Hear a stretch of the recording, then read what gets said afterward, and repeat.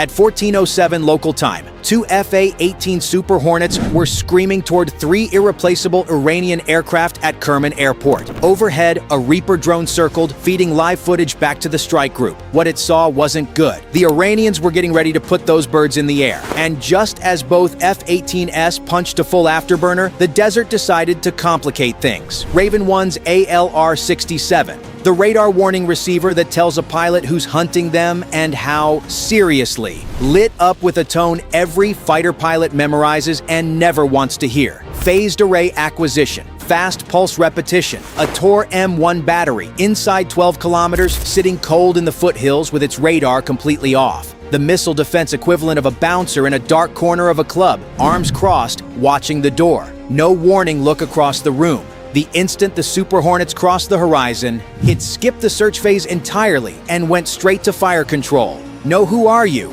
just a fist already in the air before you finished walking through the door. Think of the incoming missile as a telephone pole doing Mach 2.8, pulling 28 Gs in the terminal phase, roughly 4 times what the pilot can sustain before the lights go out. Raven 1 hauled the stick into his lap and pulled 6 Gs. The horizon whipped vertical.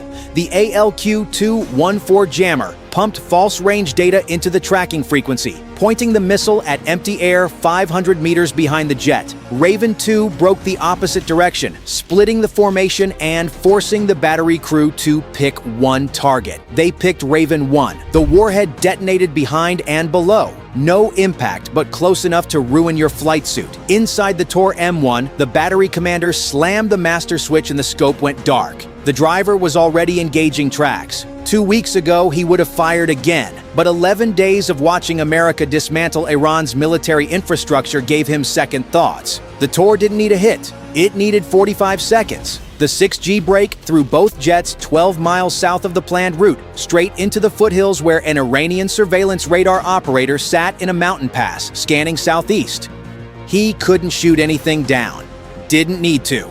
He picked up the handset and gave Kerman exactly what his scope showed. 2 fighter-sized returns heading northeast, moving with the kind of purpose that meant someone's day was about to get significantly worse. That phone call reached the IRGC garrison before the Ravens finished reforming. Ground crews scrambled. Zu-23 gun trucks rolled from the motor pool. A Mossad 2-man-pad team climbed onto the maintenance hangar roof. Meanwhile, the 6G snap had micro-fractured the fiber optic coupler inside Raven 2's targeting pod. The pod wasn't drifting, it was guessing, and it was about to force him lower, straight into the altitude band, where every short-range weapon the IRGC still had worked best.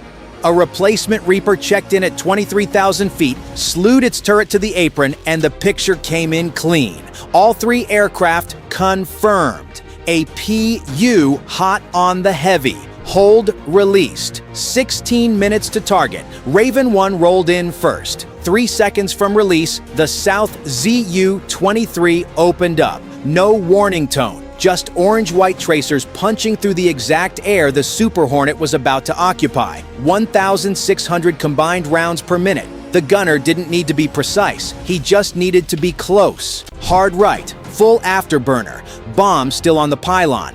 First run scrubbed by a weapon system that costs less than a used sedan. Raven 2 couldn't wait. The IL-76 had been spooling for 25 minutes. He rolled in at 10,000 feet, 2,000 lower than his lead's aborted pass, forced there by the pod the Tor had broken 40 minutes ago. The crosshairs drifted, overcorrected, settled for half a second, and he mashed the pickle during that flicker of stability. The GBU-38 dropped clean. Below, the Mossad 2 launched. Raven 2 broke hard, dispensed flares, and the Seeker chose the magnesium burn over the aircraft. Missile detonated 100 meters behind him, alive, completely blind to his own bomb.